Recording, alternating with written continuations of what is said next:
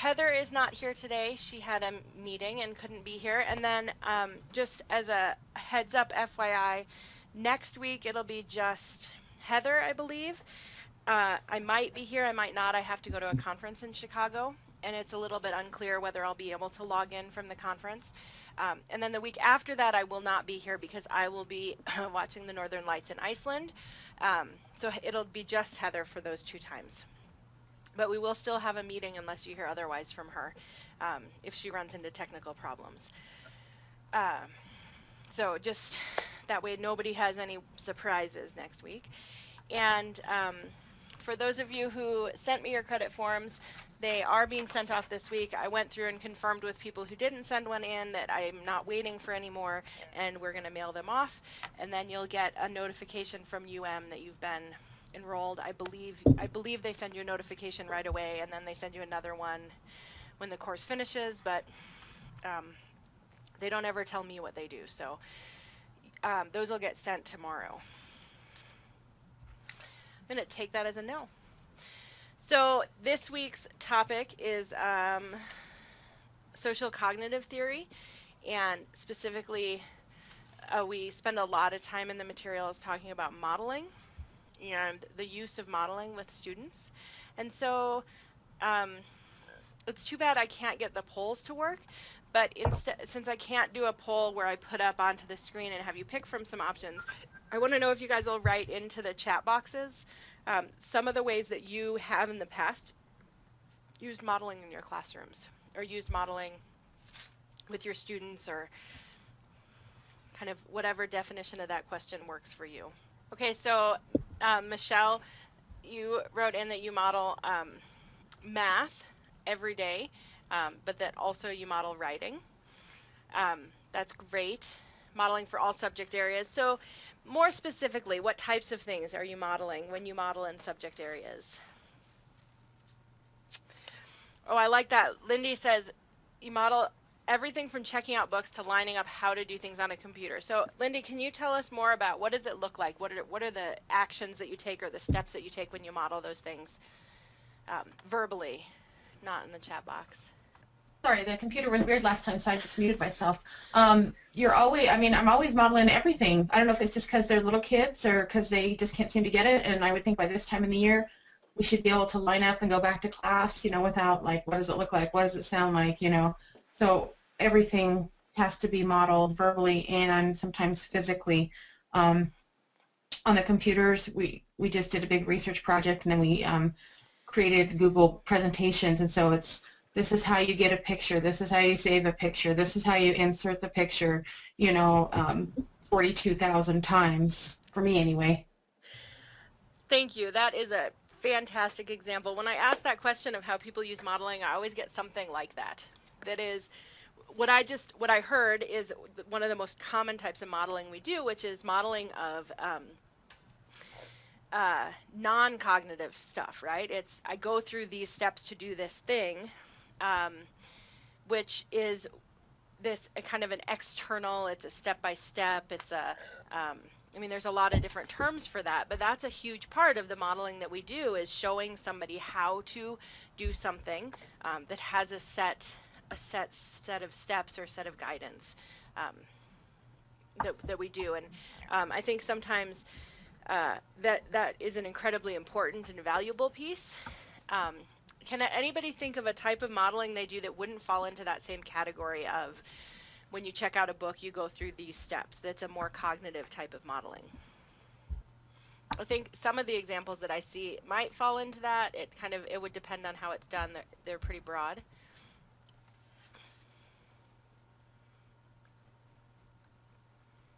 Can you hear me? Yes. Well, I have 3 kindergarten students. So we have to model from day one every single thing that we do.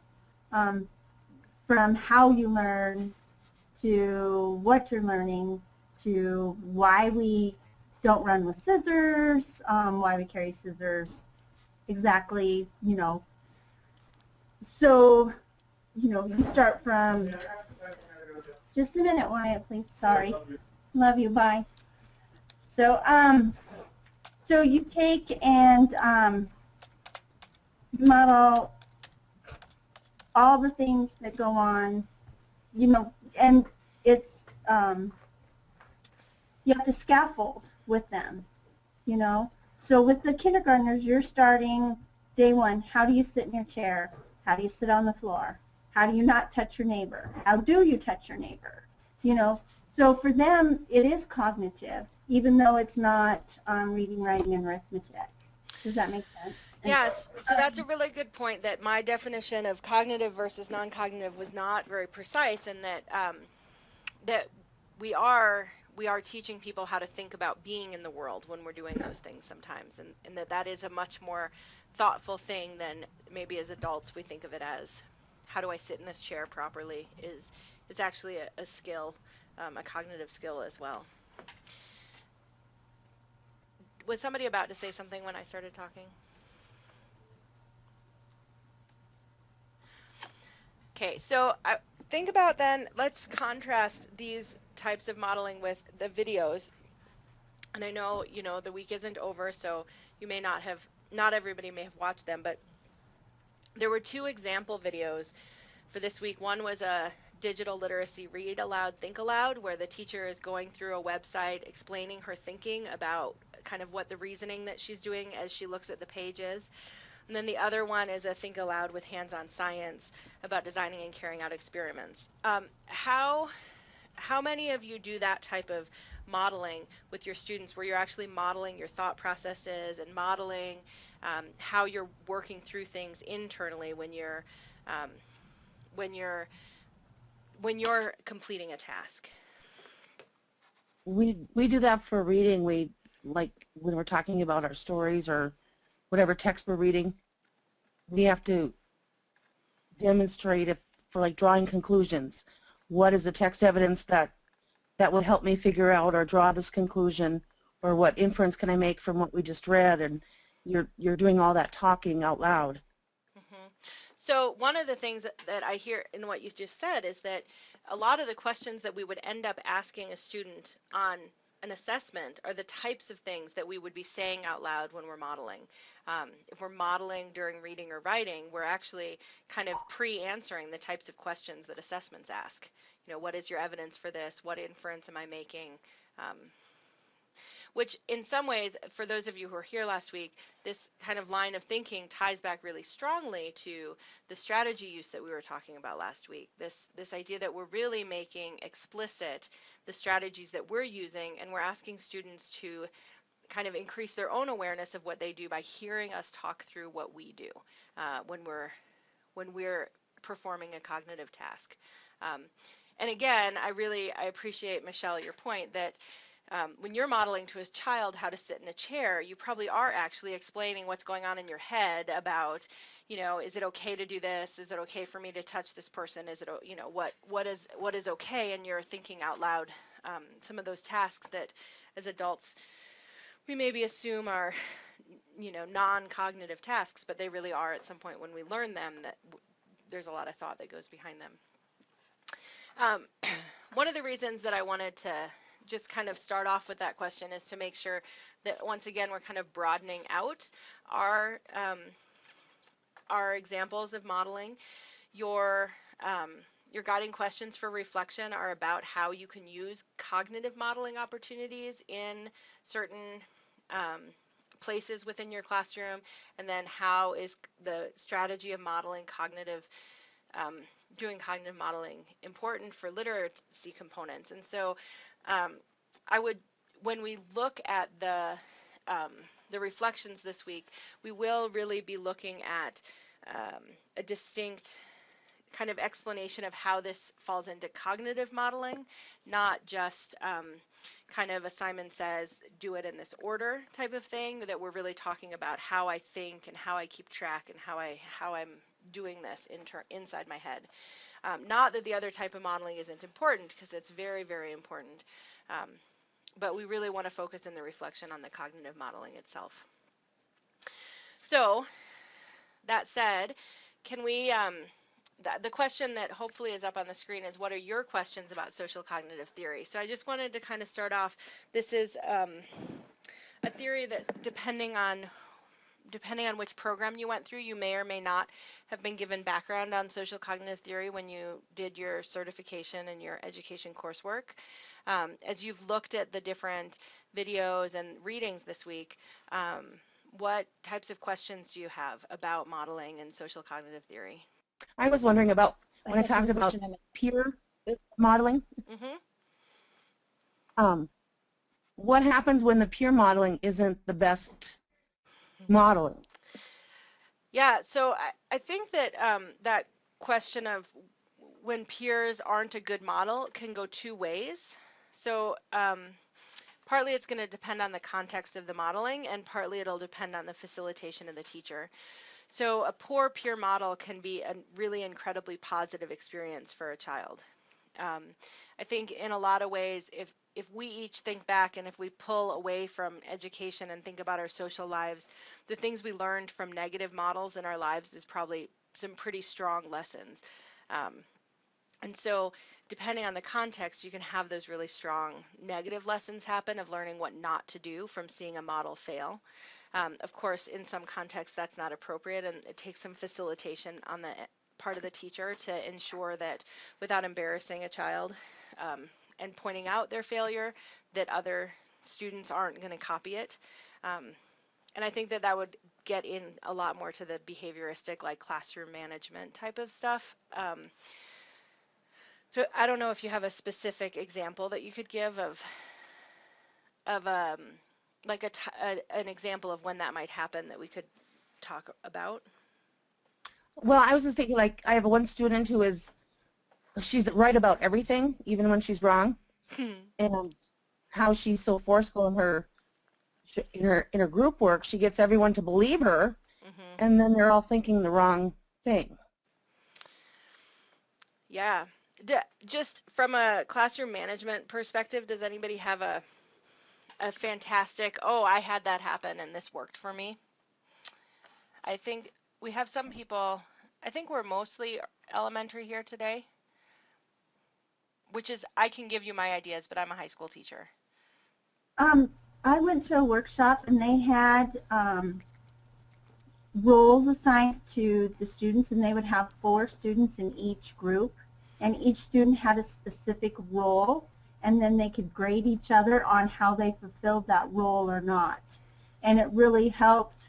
From the presenter that did it, it really helped. He said the kids learn what their different roles are and how to fulfill those roles in their classroom. So that's something to take away. The roles were the transcriber, so the person that writes the things down, the researcher, the person that does the research, the talker, the person that talks about what they've found, and then there was one more, and I can't think of it off the top of my head. I'd have to go find that file on that. But it was just really neat how, you know, and he would switch roles. So they would stay in the same group, but every week they would switch roles. So they got hands-on approach. And, you know, of course he modeled it and modeled all the things before he set the kids loose on it. But having them grade each other on their fulfilling those roles, that kind of reinforces for them, hey, you know, maybe I better scale myself back a little bit, you know. So yeah, I think that's a really good one. And again, kind of the way that you as a teacher enforce that will have a lot of impact on how possible that is. In high school, I would do something similar. I didn't use the roles because I struggled personally. My management style was not one that could get 16-year-olds to play roles. They would kind of mock the situation. And so what I would do is I would ask them to reflect at the end of a group experience on whether or not their group was right and who had led the conversation, you know, and so at 16 they can personally reflect on those things, and then I would encourage them to think about how that was going to change their behavior the next time. So without calling out the student that was causing problems, I was asking them to self-identify who they needed to not be like, because if my group is always following the same person and we end up wrong, I can learn from that as well. But so that's a kind of a a higher grade level. I don't know that you can do that with second grade. I was wondering if we did some critical friends training here, and one of the ways of managing, teacher meetings too is that you'd set a time limit for each person to participate, and they can only participate once until everybody has a turn, and just setting up a protocol where they can't dominate. Yeah. But I think that's a really good example of kind of once you realize how powerful the modeling of seeing a peer is. I know that as I learned more about peer modeling and the really strong impact of that, I started to see a lot more in my classroom of when I allowed behavior to happen. I was teaching students that what that child was doing was okay. They were seeing a model and they were seeing that model continue to succeed despite the fact that I was allowing a behavior to happen. And I had to really be aware of my role in that, in helping them to get the right kind of answer from their peer modeling situations. Did that help at all, Gail?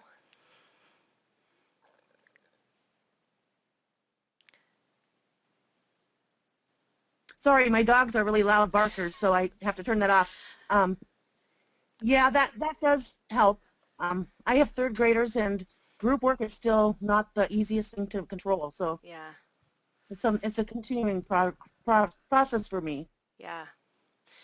I know my son is in a classroom this year with some really, really bad behaviors, and he's bringing home some things that he's learned from peer modeling that we are not fond of. But and I've talked with his teacher, and I are friends, and I've talked to her, and it's a real challenge because it's a very powerful way of learning. I saw somebody do this and it worked for them, so I'm going to try it too. And I know I can't. I will admit that I do not reread all the readings every week, and this is a week that I didn't reread, so I can't remember how much is in this week's readings about kind of the negative peer model. But if anybody is interested in that, if it wasn't in the readings, you can email me. I have some articles I could suggest that kind of addresses the ways in which a lot of them are specific to especially high school and especially math and science and especially minorities, of kind of what we can learn from people who fail and how much our young people seem to learn from seeing these people who try things and fail, and they end up not trying it because they've seen somebody else fail. So I have some articles about that if anybody was interested. But I think that's a really fascinating topic of what we learn from the negative examples of peer models. Does anybody have other questions about social cognitive theory that we can address?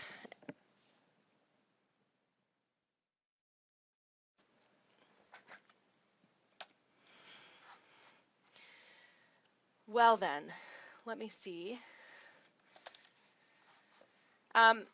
So in your reflection question for this week, it asks you to think about how you can provide cognitive modeling opportunities in your classroom for experiments, designing experiments, constructing explanations, reading complex texts, and science or technical writing. We kind of thought that those were four big broad categories that you could think of.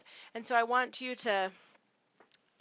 to just put this question up, and instead of listing all four of those, if we can kind of have a discussion around, and I can put the list up there if you want me to, but if we can have a discussion around what things people are already doing, or as you did the reading or watched the videos, what ideas you had about how you could use this in those four areas to kind of help people with that discussion question. I just pasted the four lists from the reflection question into the chat for those of you who might not have that in front of you.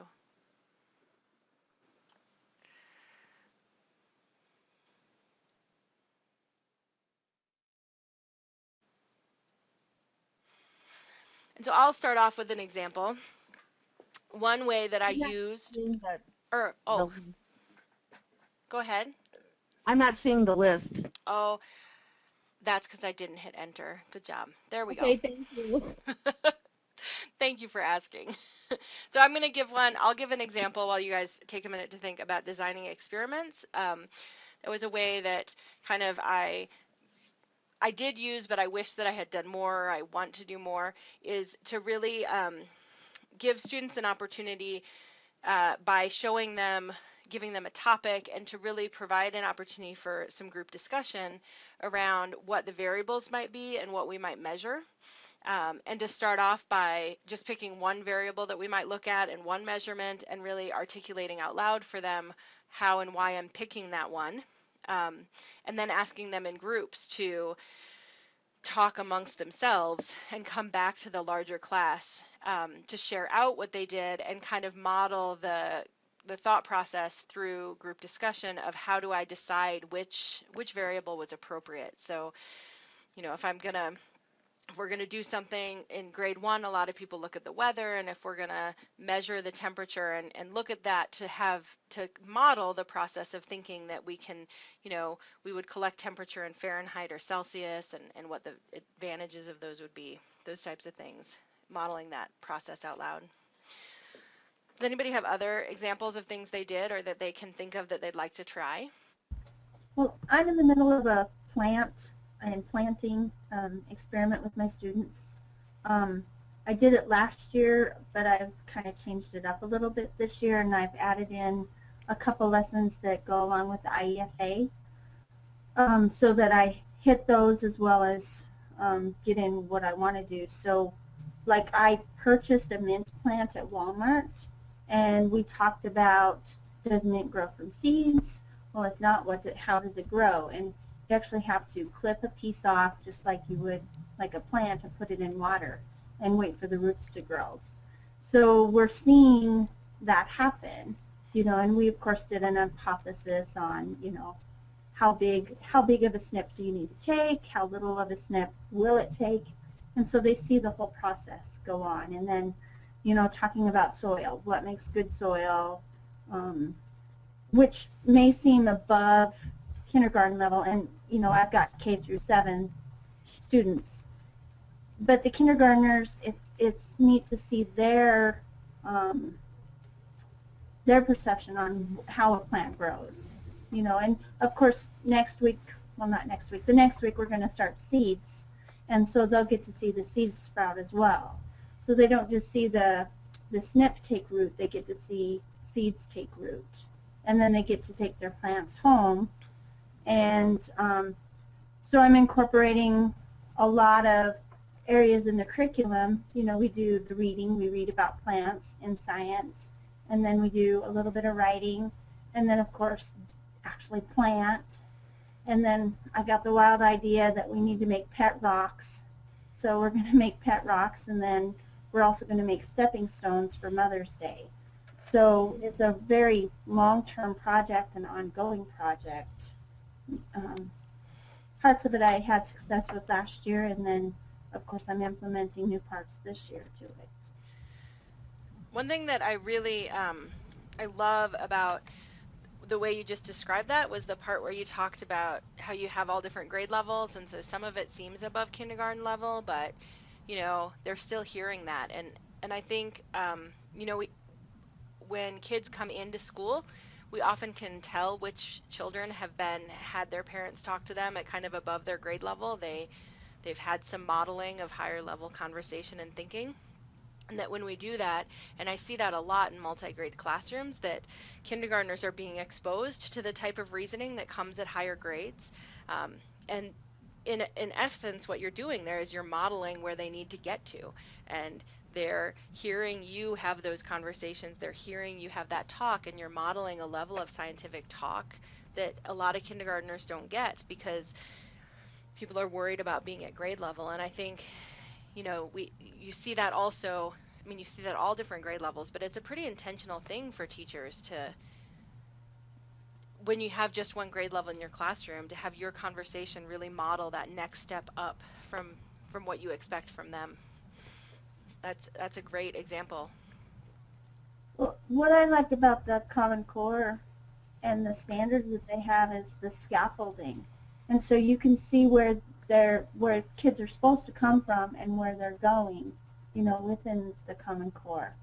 And since I have 9 grade levels, you know, when you count in kindergarten, I can see where they're supposed to start from and then where they're supposed to end. And the similarities in all the anchors is there. They just keep adding on, keep adding on, keep adding on. So, so I'm in a unique position where I can see every day, you know, the scaffolding, you know, take place. And I'm glad you used that term. We're gonna talk a lot next, well, you guys are gonna talk with Heather a lot next week about scaffolding and the discussion of constructivism and this idea that students are constructing their own knowledge and that we scaffold that. And this is a great tie forward to that every time we talk about scaffolding, we really are talking about a teacher or a peer modeling what the more advanced level of learning looks like. We're really modeling those things that are beyond what the learner can do right now. And that's a really important type of modeling that happens when we scaffold, which will be a big topic for next week. Chris, could you talk a little bit about, I'm interested in the technical writing in science because maybe as an elementary person we haven't had much exposure with that. Yeah, so one of the things that modeling is really important in is science and technical writing. And I gotta say, this is one of the courses I've been trying to get a lot of courses up. And so this course, we got it up last summer and it's been running since then. And I have I think 5 of them in development that it takes time and I don't get them up there. But one of the ones that I've been trying to find somebody that can help me develop is about science and technical writing for teachers, so that we can be better models. I'm going to go out on a limb. Does anybody who's here today have an undergraduate degree in science? I'm going to go out on a limb and guess that nobody does, based on the fact that I don't think we have any secondary teachers even. So Lindy, you have a bio-teaching degree, so your undergraduate degree was in the teaching of biology. I have an undergraduate degree in neuroscience, which is actually a hard science, right? It was a research-based program. I'm not even comfortable saying I'm an expert in scientific or technical writing. I know I had to do it in my undergrad, but I mean, that was a long time. I don't even know. I could tell you that in education we use APA format. I can't even remember what they use for scientific writing anymore. I've memorized APA because I moved into the field of education.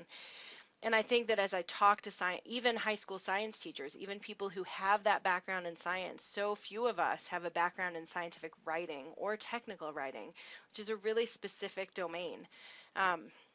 So I'm trying to get some people who are experts in that together to put together a little crash course for teachers on what does scientific writing look like and how can we scaffold that for our students, how can we model that.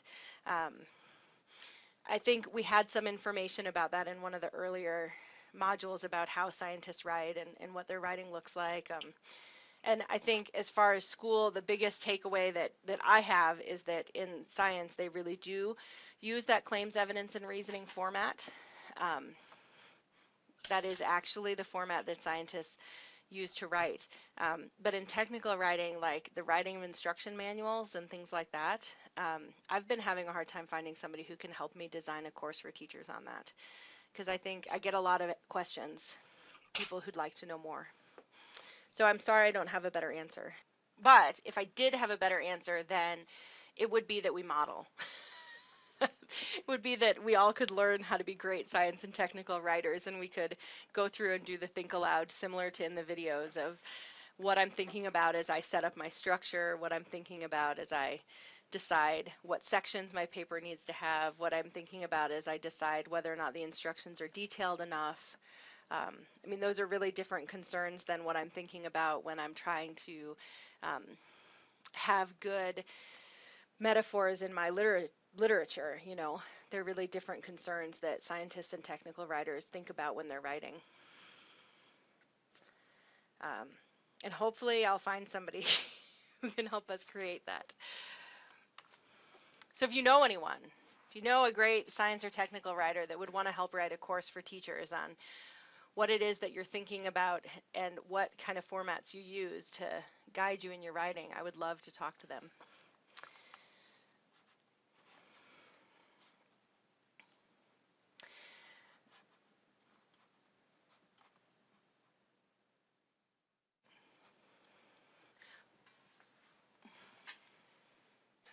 Um, what about the process of constructing explanations? Does anybody use modeling when they ask students to construct explanations? Or modeling of the process of explaining things?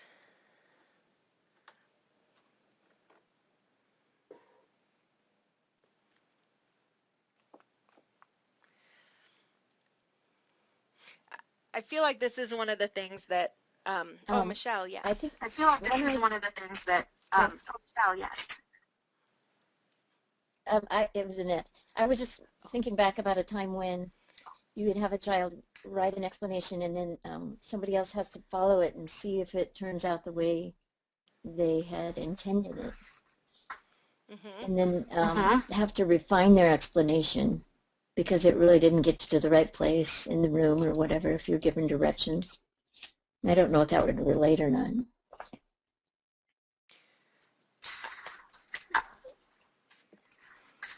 They could just see that their explanation wasn't sufficient. Yes. Yes. Oh, sorry, Annette, I had to mute you because every time I talked, it was coming back out into my ears. I'll unmute you in a second. I think that's a fantastic example for, and thank you for taking that down to the lower grades level too. That when we think about what it means to create an explanation, we need to think about two parts of that. One is kind of, does my explanation make sense? But then, can somebody else understand my explanation? And so having other people help us decide if our explanations have gotten there. Or the same thing would be true with technical writing, that if somebody can follow my technical writing, then I've gotten it right, you know. But I think the other piece of that is that, so constructing explanations is also something really specific in science where we are using that process of trying to explain phenomenon in the world. And I really actually, as you explained about that, and I see Michelle's comment about book reports, that one of the really important models that we can do when we're working in science is kind of drawing those bridges between the explanations we might use in other areas and the explanations we might use in science. Explaining a book or explaining how to do something in a room is really different than trying to explain, or has some different qualities than trying to explain why something floated or why something sank. And so trying to draw the parallels and help them to see the similarities and differences through modeling is a really good way to help them with that. Unmuted.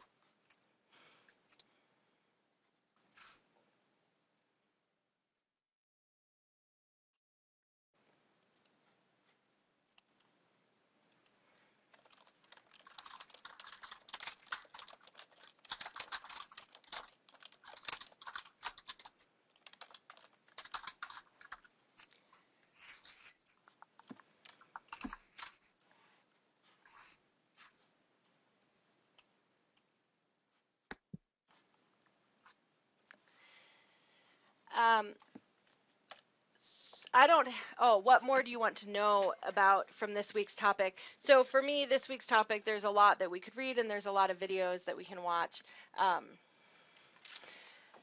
We didn't want to combine this week's topic with another week because it would be too big, but we kind of felt like if we went too much further, it was going to be we didn't have any other short readings. It would be too much work. So I more kind of want to know, do you guys have other questions, kind of things further down the path as far as social cognitive theory? Or I know in the videos it talked about like enactive versus vicarious learning. It went into some more detail about some of those pieces that weren't asked about in the reflection. And so I didn't put them into this week's presentation specifically, but are there any of those other things that come up in the reading or in the presentations that you would be interested in knowing more about, instead of me trying to decide what you would want to know more about? So I guess we'll finish up a little bit early if we don't have more things to say, but I do actually have another question that I want to go back to, in some ways kind of go back to Gail's question earlier about what do you do when you have students who kind of are negative models. And I want to go back to the part that's in the presentations that we didn't ask about in the reflection about kind of the impact that our sense of self and our beliefs about ourselves have. To what degree do you see in your classroom that students really do seem to kind of, whether it's copycatting their peers or identifying with their peers, how much do you see that as truth, that people really um, look at models who are like them? Um, do you see that uh, as being something that is true in your classroom, that we look at models that are like us, that we're more likely to follow models that are like us, that seeing a model that's not like us is harder for us? We do a lot of work with pairs, and I always am really conscious of the pairs that I put my kids with, because I want someone that's going to help another student, basically. So maybe a stronger student with a weaker student, so they can see that modeling, and then I think that helps them improve. Yeah, that's a great use of modeling. I guess for me, I've always struggled with this. I mean, it's in the presentation and I put it up there, but for myself, I have not necessarily found that I learn best from models who are like me, and it may be just because I'm weird, but I think for me that wasn't my experience, and so I'm always interested in um, how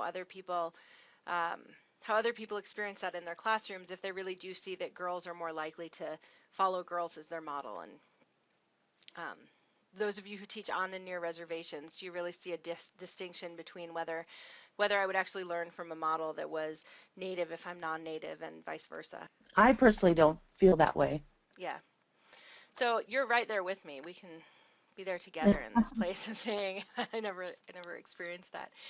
The other question that I have, or the other thing that I just want to emphasize that is from this week's presentation, is the part about where the research really shows strongly that that the highest learning gains happen when we explain or demonstrate and verbalize or think aloud. Um, so if I'm doing math on the board, I don't just show them the steps, but I also explain the steps. I think aloud with that. I allow myself to fail in front of my students and let them see me recover from that failure, show them how I think through that failure instead of just presenting information to them.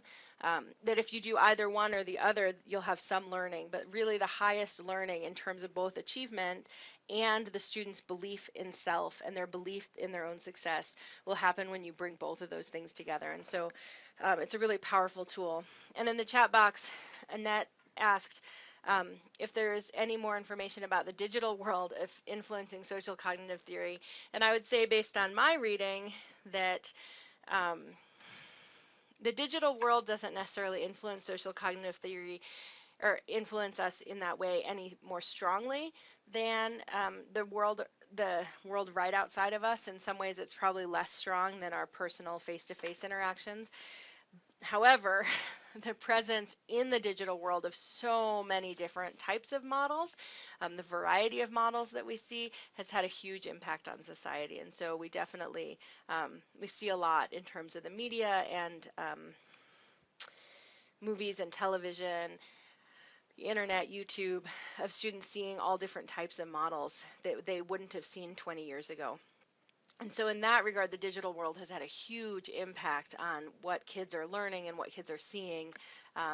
But that impact has come not because it's more powerful, but because they're just getting more exposure to all different types of models. I would guess even, and I'm very, very young, so even when I was in high school in the 90s, we didn't have the same opportunity to see models of anything that you wanted to on the internet. The internet wasn't the same as it is today, even that short time ago. So it's had a huge impact on our learning, even though it's not necessarily more powerful than face-to-face. Does anybody have any other questions? I do want to say, actually, I just realized that this is the week when the information that's posted in the Moodle has the assignments in there, and the overview for the assignments, one of them is out of date. We made a change to the assignment this semester, and I failed to post a new video. So for those of you who already watched the video about the resource sharing and the final project, first of all, the deadlines are wrong. We spread them out. And then the other part, there's a piece about the assignment that's wrong. So I'll get new videos posted by tomorrow in order to avoid confusion. What were the changes? Yeah, could you tell us? Has I already submitted one of them? Oh. When you submitted it, Michelle, did you use the assignment sheet or the video? Let me pull it up. Oh, It was me. I went off both. Okay. The assignment sheet is correct. I think that the video, we reformatted the assignment sheet and then we made the videos from before we did the reformat on the assignment sheet. So if you use the assignment sheet that's posted, it will be fine. I didn't see anything different except for the idea that you could turn those in at any time. Was that just the big difference? That's the big difference on the resource sharing, yep. On the final project, the difference on the final project is, well, there's a change in the deadlines, but there's a difference in instead of it being it used to be that we asked for a full unit and people would turn in all different size units, and so to try to help with that problem of some people doing way more work than others, we changed some of the guidelines about you need to have one fully articulated lesson and then the outline for the rest of your unit, instead of it being that we had people doing like 5-6 different full lesson plans for that final project. We wanted to help people not feel like they needed to do that. Okay. So those are the changes. I'll get but the resource sharing, the only change. Oh, there was one other change to the resource sharing, was that if you do a huge website, we had a couple people last semester turn in huge websites where they just said this website has tons of great stuff and didn't identify any specific resource. Okay, that was in there, yeah, somewhere. Yeah, but that wasn't in the video, but that's on the sheet. So if you use the sheet, you have all the right information. I failed to post. I hate people who make excuses, but I will say this course started at the end of January, and I think that we started the course 2 days after I came back from watching my dad die in Mexico, so I've been a little bit out of it this semester because it's been a roller coaster for me. So I do apologize, actually, just for those of you that I'm kind of missing from the discussion board sometimes, but I was gone all of January, so I recorded it and forgot to post it. So I'll find it in my folders somewhere and get it up there. So yeah, on that very happy note, I hope that you guys have a great 2 weeks while I'm gone. I will be checking my email, so if you have any questions for me, and I will mail in the credit forms before I leave, and I will get those videos posted. But Heather will be running the meetings for the next 2 weeks, and I'll be in touch via email. So if you have any questions for me directly, you can email me. Otherwise, I will be back with you on week 8 when we talk about the framework. And thank you. And we're ending early. Have a good night.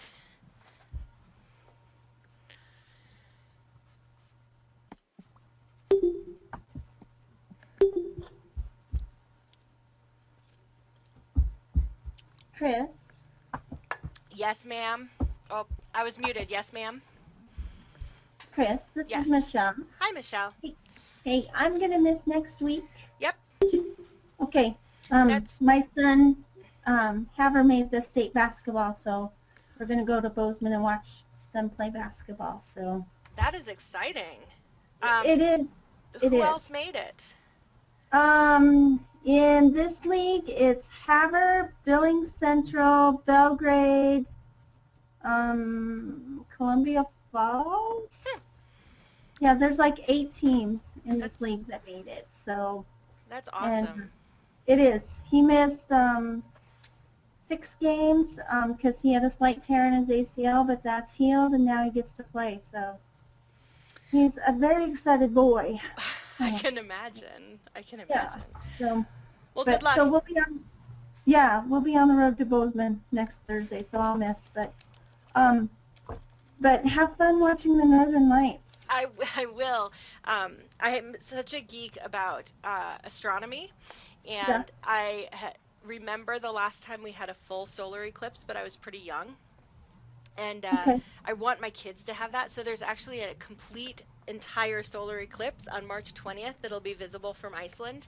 And so we planned our trip for that week so that my kids could see the eclipse, and then it's the right season to be able to see the eclipse and the northern lights the same day. Oh wow. So Wow. we're gonna we haven't taken a family vacation in like 6 years, so we're really excited to go see that. It'll be a once in a lifetime type of thing. So Oh yeah. Yeah. And you've got to do stuff like that.